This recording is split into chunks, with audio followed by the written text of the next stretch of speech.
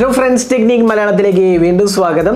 ഇന്ന് നമ്മൾ ഡിസ്കസ് ചെയ്യാൻ പോകുന്നത് ഒരു പുതിയതായി ഇറങ്ങാൻ പോണ ഡിവൈസിനെ കുറിച്ചാണ്. അപ്പോൾ ഇത് സാംസങ്ങിന്റെ ഏറ്റവും പുതിയ എഫ് സീരീസിലെ ഡിവൈസ് ആണ്. സാംസങ് എഫ് സീരീസ് നമുക്കറിയാം പല കാറ്റഗറിയിലും വരുന്നുണ്ട്. ഇൻഫാക്ട് ഇത് ബഡ്ജറ്റ് ടു മിഡ് റേഞ്ച് കാറ്റഗറിയാണ് സാധാരണ എഫ് സീരീസ് വരാറ്. അറൌണ്ട് 30,000 റുപ്പീസിന് താഴെയാണ് എഫ് സീരീസ് വന്നിട്ടുള്ളത്. അതിനപ്പുറം മുകളിലുള്ള പ്രൈസിംഗ് ആണ് സാധാരണ എ സീരീസ് വരാറ്.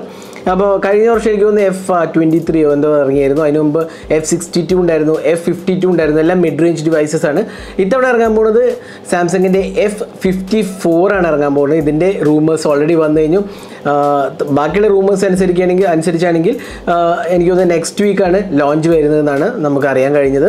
അപ്പോൾ ഇതിൻ്റെ എന്തൊക്കെ ഹാർഡ്വെയർ, എക്സ്പെക്റ്റഡ് ഹാർഡ്വെയർ അല്ലെങ്കിൽ ലീക്ഡ് ഹാർഡ്വെയർ എന്തൊക്കെയാണ് നമുക്ക് ഒന്ന് നോക്കാം. അപ്പോൾ അതിന് മുമ്പായിട്ട് ഈ ചാനൽ ആദ്യമായിട്ടാണെങ്കിൽ സബ്സ്ക്രൈബ് ബട്ടൺ ഒന്ന് പ്രസ് ചെയ്യാൻ മറക്കരുത്.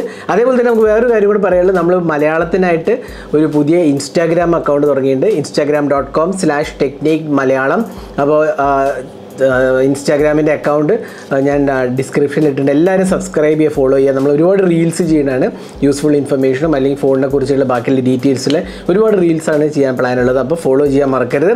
ഇനി നമുക്ക് ഡിവൈസിലേക്ക് വരാം. അപ്പോൾ സാംസങ്ങിൻ്റെ എഫ് സീരീസ് എപ്പോഴും തന്നെ നല്ല ഒരു മിഡ് റേഞ്ച് ഡിവൈസ് ആയിട്ടാണ് വരാറ്. അപ്പോൾ F54 നമുക്ക് എക്സ്പെക്റ്റ് ചെയ്യാവുന്ന സ്പെസിഫിക്കേഷൻ എന്തൊക്കെയാണ് പറയുക. അപ്പോൾ ആദ്യം തന്നെ നമുക്ക് ഡിസ്പ്ലേൻ്റെ കാര്യം പറയുകയാണെങ്കിൽ ഇതിനകത്ത് എക്സ്പെക്ട് ചെയ്തിരിക്കുന്ന സ്പെക്സ് എന്താ വെച്ചാൽ സാംസങ്ങിൻ്റെ S AMOLED full HD 120 Hz refresh rate ആണ് കൊടുത്തിരിക്കുന്നത്.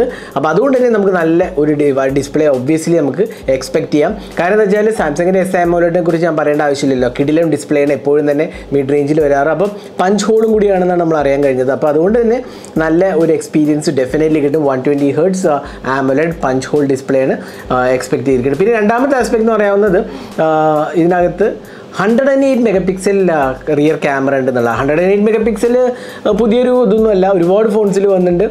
പക്ഷേ ഈ 108 മെഗാപിക്സലിൽ ഒപ്റ്റിക്കൽ ഇമേജ് സ്റ്റെബിലൈസേഷൻ കൂടി ഉണ്ട് എന്നുള്ളതാണ് നമുക്ക് കിട്ടിയ ഡീറ്റെയിൽസ്. അപ്പോൾ അത് എന്താ വെച്ചാൽ അതൊരു ഇമ്പോർട്ടൻ്റ്. കാരണം നമ്മൾ വ്ളോഗിങ് ഒക്കെ ചെയ്യുകയാണെങ്കിൽ അല്ലെങ്കിൽ മൂവിങ് വീഡിയോസ് ഒക്കെ എടുക്കുകയാണെങ്കിൽ വളരെ യൂസ്ഫുൾ ആയിരിക്കും. കാരണം സ്റ്റെബിലൈസേഷൻ്റെ അത് ഒപ്റ്റിക്കൽ ഇമേജ് സ്റ്റെബിലൈസേഷനാണ് കൊടുത്തിരിക്കുന്നത്.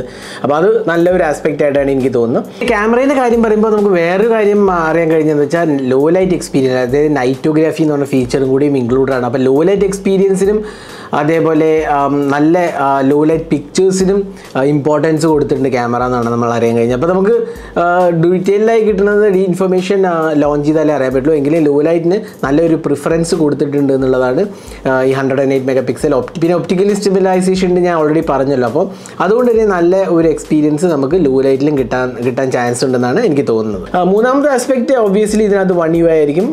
ലേറ്റസ്റ്റ് വേർഷൻ ഓഫ് ആൻഡ്രോയിഡ് ഉറപ്പായിട്ടും കിട്ടുന്നതാണ് വേറൊരു ആസ്പെക്ട്. കാരണം സാംസങ് അവരെ എല്ലാ ഫോൺസിലും ലേറ്റസ്റ്റ് വേർഷൻ തന്നെയാണ് ലോഞ്ചിൽ തരാറ്. അപ്പോൾ ആൻഡ്രോയിഡ് 13 അവിടുത്തെ ബോക്സ് നമുക്ക് എക്സ്പെക്ട് ചെയ്യാം. പിന്നെ ഇതിൻ്റെ പ്രോസസ്സിൻ്റെ കാര്യത്തിൽ ഇപ്പോൾ നമുക്ക് കൺഫേംഡ് ഡീറ്റെയിൽസ് ഒന്നും ഇല്ലെങ്കിലും എക്സിനോസിൻ്റെ 1380 ഒക്ടോകോർ പ്രോസസ്സർ ആയിരിക്കും എന്നാണ് അറിയാൻ കഴിഞ്ഞത്. അതൊരു നല്ല ഒരു മിഡ് റേഞ്ച് പ്രോസസ്സറാണ്.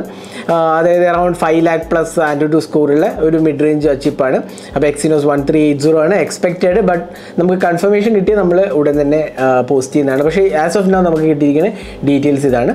പിന്നെ ഇതിനകത്ത് വേറെ ഇമ്പോർട്ടൻറ്റ് ആസ്പെക്ട് എന്താ വെച്ചാൽ ഇതിനകത്ത് 6000 mAh കപ്പാസിറ്റി ബാറ്ററി ഉണ്ട് എന്നുള്ളതാണ്. അപ്പോൾ എനിക്ക് തോന്നുന്നു 2 വർഷം മുമ്പാണ് സാംസങ് എഫ് സീരീസിൽ റാദർ എം സീരീസിലാണെന്ന് തോന്നുന്നു ഒരു 6000 mAh ഇറക്കിയത് മിഡ് റേഞ്ച് സെഗ്മെൻറ്റിൽ. അപ്പോൾ വീണ്ടും തന്നെ 6000 mAh കിട്ടുന്നതാണ് നമുക്ക് അറിയാൻ കഴിഞ്ഞത്. പിന്നെ ഡിസൈനിലും കുറേ ചേഞ്ചസ് ഉണ്ടെന്നൊക്കെയാണ് ലീക്ഡ് ഇൻഫർമേഷൻ പറയുന്നത്. പക്ഷേ നമുക്ക് കൂടുതൽ ഡീറ്റെയിൽസ് ഒന്നും ആയിട്ടില്ല. പ്രോബ്ലി ലോഞ്ചിന് അടുപ്പിച്ച് നമുക്ക് കൂടുതൽ ഡീറ്റെയിൽസോ അല്ലെങ്കിൽ ലീക്ഡ് ഇമേജസ് ഒക്കെ കിട്ടാൻ ചാൻസ് ഉണ്ട്. അപ്പോൾ ഇതാണ് നമുക്ക് എക്സ്പെക്ട് ചെയ്യുന്നത്. പിന്നെ സാംസങ്ങിൻ്റെ വേറൊരു ഇമ്പോർട്ടൻറ്റ് ആസ്പെക്ട് എന്ന് പറഞ്ഞാൽ സാംസങ് അവരെല്ലാ ഫോൺസിലും ഫ്യൂച്ചർ ഗ്യാരണ്ടീഡ് അപ്ഡേറ്റ്സ് കൊടുക്കാറുണ്ട്. അപ്പോൾ ഇതിലും നമുക്ക് ആ രീതിയിലുള്ള അപ്ഡേറ്റ്സ് ഡെഫിനറ്റ്ലി നമുക്ക് എക്സ്പെക്ട് ചെയ്യാം. എത്ര വർഷമാണ് എന്നുള്ളത് നമുക്ക് ഇപ്പോൾ അറിയില്ല. എങ്കിലും നല്ലൊരു അപ്ഡേറ്റ് സൈക്കിൾ ഡെഫിനറ്റ്ലി നമുക്ക് ഇതിനകത്ത് എഫ് സീരീസിനകത്ത് എക്സ്പെക്ട് ചെയ്യാവുന്നതാണ്. അപ്പോൾ ഇതാണ് നമുക്ക് കിട്ടിയ ഒരു ഡീറ്റെയിൽഡ് അല്ലെങ്കിൽ ഹാർഡ്വെയർ ആസ്പെക്റ്റ്. അപ്പോൾ പ്രോബ്ലി 8GB ആയിരിക്കും അല്ലെങ്കിൽ 128GB സ്റ്റോറേജോ അങ്ങനെയൊക്കെ ആയിരിക്കാനും ചാൻസ്. അത് നമുക്കറിയില്ല. പ്രോബ്ലി മിഡ് റേഞ്ച് ആയത് കാരണം 128 അല്ലെങ്കിൽ 256 ആവാനാണ് ചാൻസ്. പിന്നെ ഇതിൻ്റെ പ്രൈസിങ്ങിനെ കുറിച്ച് ഇതുവരെ ഇൻഫർമേഷൻ ഒന്നും കിട്ടിയിട്ടില്ലെങ്കിലും പ്രോബ്ലി 33-32 ആ റേഞ്ച് ആവാനാണ് ചാൻസ് എന്നാണ് എനിക്ക് തോന്നുന്നത്. ചിലപ്പോൾ 30-ന് താഴെ വന്നേക്കാം. പ്ലസ് ഓഫേഴ്സ് ഒക്കെ ഉണ്ടാവാൻ ചാൻസ് ഉണ്ട്. കാരണം ജനറലി അങ്ങനെയാണല്ലോ വരാറ്. അപ്പോൾ ഒരു അറൌണ്ട് 30-32 റേഞ്ച് ആയിരിക്കും എന്ന് എനിക്ക് തോന്നുന്നു. അപ്പോൾ നമുക്ക് എക്സ്പെക്ട് ചെയ്യേണ്ട ഹാർഡ്വെയർ ആണ് ഞാൻ പറഞ്ഞത്.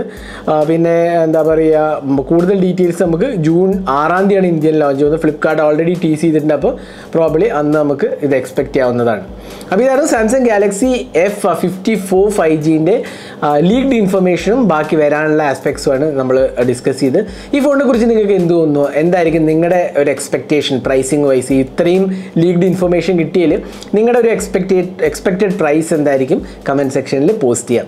അപ്പോൾ ഞാൻ നേരത്തെ പറഞ്ഞ പോലെ ടെക്നിക് മലയാളത്തിൻ്റെ dedicated Malayalam Instagram account follow ചെയ്യാൻ മറക്കരുത്. ഞാൻ ലിങ്ക് ഡിസ്ക്രിപ്ഷനിലും കമൻറ്റ് സെക്ഷനിലും പോസ്റ്റ് ചെയ്തിട്ടുണ്ട്. ഡെഫിനറ്റ്ലി ഫോളോ ചെയ്യാം. അപ്പോൾ thanks for watching. Hope to see in our next video. Have a great day.